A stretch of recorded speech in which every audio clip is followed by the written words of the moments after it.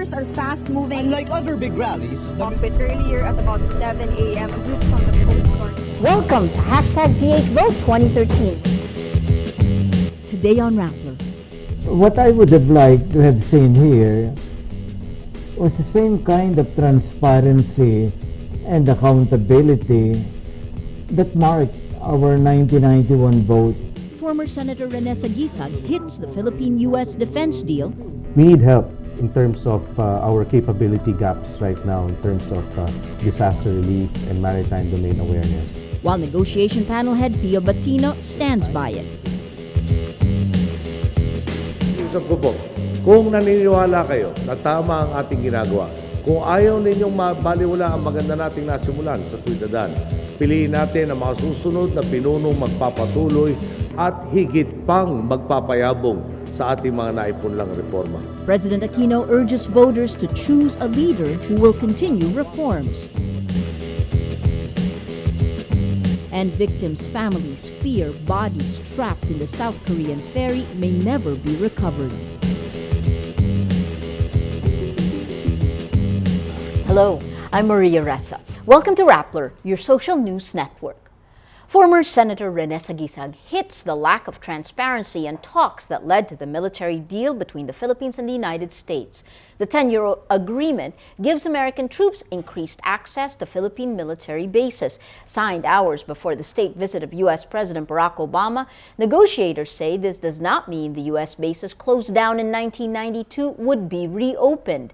Then Senator Saguisag voted against the bases. He says when the 1991 voting happened, it was preceded with constant dialogue with the executive department.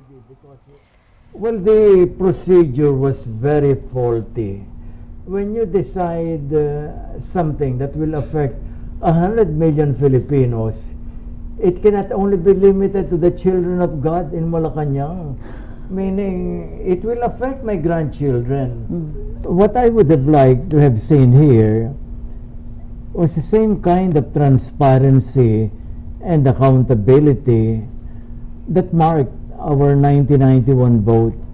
Citing the Constitution, Saguisag says the Senate should have a say in the deal, but he adds the pork barrel scam affected the Senate's credibility, preventing it from playing its role as an independent chamber of Congress. Now, our own Senate has its own problems now with the It's pork under its barrel, own- etc. yes. But still, the institutional arrangement is that if it impacts on foreign relations, where we are supposed to speak with a single voice, Yes. at least consult the elected elders or betters in another branch. While critics question the deal, Senator Sonny Trillanes says it's the Philippines' quote, security blanket against threats like China's aggressive moves in the disputed South China or the West Philippine Sea. Saguisag also says if he had been consulted, he would be open to rotational or permanent basing. No country has any permanent friends or enemies, only permanent interests. Yes. And that is why I'm open to dealing, negotiating with anybody. Yeah. Many people have changed their minds after 9/11 because we could not really deal with the Talibanic fundamentalist threat. So this is a case where if we had been consulted, I personally might have suggested okay, let them come in, rotational or permanent basing. Saguisag also offers an unconventional proposal to test the U.S. commitment to the Philippines. He said send American troops to Ayungin and Scarborough Shoals, where Chinese ships have harassed Filipinos several times. The U.S. can put itself where its mouth is by even agreeing to discussing that possibility. I mean, why not basing rights in Ayungin and Scarborough? Because that can be developed by them faster than we. Yes. Because the statements of Obama Very strong. were provocative enough. Yes. I mean, so one can read into it Yes. any message Yes. he wants. So here, you want presence? Okay, so we're offering you what we have long believed is our territory. Defense Undersecretary Pio Lorenzo Batino stands by the defense deal. He says this 10-year deal just implements policies already approved and ratified by the Philippine Senate under the 1951 Mutual Defense Treaty and the Visiting Forces Agreement. Batino, the head of the Philippine panel for the negotiations, adds the deal is the natural progression of both nations' defense cooperation through the years.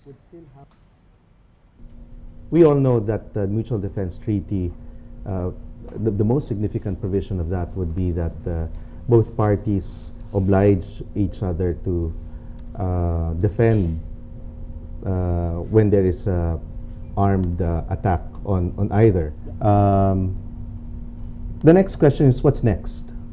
We don't need to just satisfy ourselves with just that. Yes. Especially that the security environment is evolving, is changing, and that there is a recognition that we still lack some modern defense equipment for our defense posturing. Decades of limited spending has left the Philippines with one of the region's weakest military forces. Batino says the deal will immediately upgrade equipment and training available for Filipino troops. Program. And we're in the process of selecting and procuring modern defense equipment such as ships, jet fighters and all. But all of these will be coming in 2 to 3 years from now, 1 to 3 years from now. So even while waiting for this, for the delivery of these modern defense equipment, if the parties will agree, then similar modern defense equipment could be prepositioned here, so that our future pilots could already train even prior to the delivery. That would sufficiently facilitate the capacity building of the AFP officers and men. He adds the Philippines will benefit from U.S. assistance in other ways aside from defense from external threats. We need help in terms of our capability gaps right now in terms of disaster relief and maritime domain awareness. And the timely prepositioning of equipment here, of course, subject to agreement of the parties, would more expeditiously address our concerns. Philippine Foreign Secretary Albert Del Rosario says the United States is obligated under the 1951 Mutual Defense Treaty to come to the aid of the Philippines if its territory is attacked. Del Rosario says the treaty can also be invoked if armed forces of the Philippines are attacked in the Pacific area. During his state visit to the Philippines, U.S. President Barack Obama cited the treaty when he said the U.S. would support its ally, but he did not specifically mention defending Manila in its dispute with China. Manila and Beijing both claim areas of the sea. Some lawyers say the treaty does not cover the disputed islands. Del Rosario, though, says Washington affirmed in a 1999 diplomatic letter, quote, that the South China Sea is considered part of the Pacific area. A few days after the release of a Pulse Asia presidential poll, President Benigno Aquino urges voters to choose a leader who will continue reforms started under his administration. In his Labor Day speech in Laguna, Aquino gives this advice to voters. Kung naniniwala kayo na tama ang ating ginagawa, kung ayaw ninyong mabaliwala ang maganda nating nasimulan sa tuwid na daan, piliin natin ang mga susunod na pinunong magpapatuloy at higit pang magpapayabong sa ating mga naipunlang reforma. The Pulse Asia survey shows Vice President Jejomar Binay as the overwhelming choice for president, with 40% of respondents choosing him if elections were held today. Interior Secretary Mar Rojas, the likely standard-bearer of the ruling Liberal Party in 2016, ranked 5th with 6%. Wearing red shirts, members of militant labor groups hold a Labor Day march in Mendiola Thursday to demand better working conditions from the government. The Bukluran ng Manggagawang Pilipino says President Aquino failed to deliver on his anti-corruption, pro-poor promise more than halfway into his term. Nagkaisa, the biggest alliance of labor groups in the Philippines, says the government failed to address demands to curb power rates, impose tax breaks, and end the system of contractualization. For our social media post of the day, it is Labor Day today. While a huge chunk of the workforce enjoys the holiday, the show must go on for some.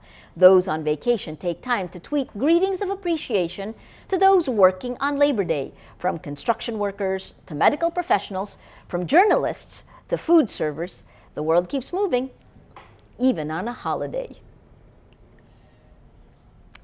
More than 2 weeks after a ferry capsized off South Korea, some fear the bodies of the victims may never be recovered. 89 people remain missing after the ferry sank, with 476 people on board. 213 people died from the tragedy. Most were high school students. On Wednesday, a fishing boat pulled a body from the sea about 2 kilometers away from the main recovery site off the southern island of Jindo. Some fear powerful currents in the area may have pulled some bodies into the open sea. The relatives of the victims want all bodies recovered before workers begin to raise the ship. The ship's captain and 14 crew members were arrested for negligence and abandoning passengers. Let's now look at Rappler's Wrap for today, a list of the 10 most important events around the world you shouldn't miss. At number 5, the World Health Organization, or WHO, warns misusing antibiotics is reviving killer diseases that have been treatable for decades. In a hard-hitting study of antimicrobial resistance, WHO warns against the devastating effects of abusing or misusing antibiotics. Medical charity Doctors Without Borders says the situation on the ground is, in its words, frightening, noting that antibiotics are losing the ability to fight bacteria responsible for diseases like diarrhea, pneumonia, urinary tract infections, and gonorrhea. At number 7, Thailand goes to the polls on July 20 in a bid to end the country's lingering political crisis. For the past 6 months, Thai Prime Minister Yingluck Shinawatra has faced legal challenges. Protesters demand her resignation to make way for a neutral prime minister who could implement anti-corruption reforms. The Constitutional Court declared a failure of elections for the February polls after protesters blocked some polling stations. Whether or not Yingluck's name will be on the ballot remains unclear because of the 2 legal cases that could result in her suspension from office and her being banned from politics. And at number 10, an Oscar statuette won by cinematographer Greg Toland in 1939 is auctioned for $150,000. Toland won the award for his work on Wuthering Heights, directed by William Wyler and starred with stars Sir Laurence Olivier. Regarded as one of the most influential cinematographers in film, Toland was also nominated for his work in Orson Welles' Citizen Kane in 1941. For the full top 10, visit Rappler.com's The Wrap. Well, that is Rappler's Newscast for today, Thursday, May 1, 2014. Visit Rappler.com and watch our newscast Monday to Friday. Tell us how you feel on our mood meter and help us crowdsource the mood of the day. I'm Maria Ressa. As we say at Rappler, tomorrow begins today.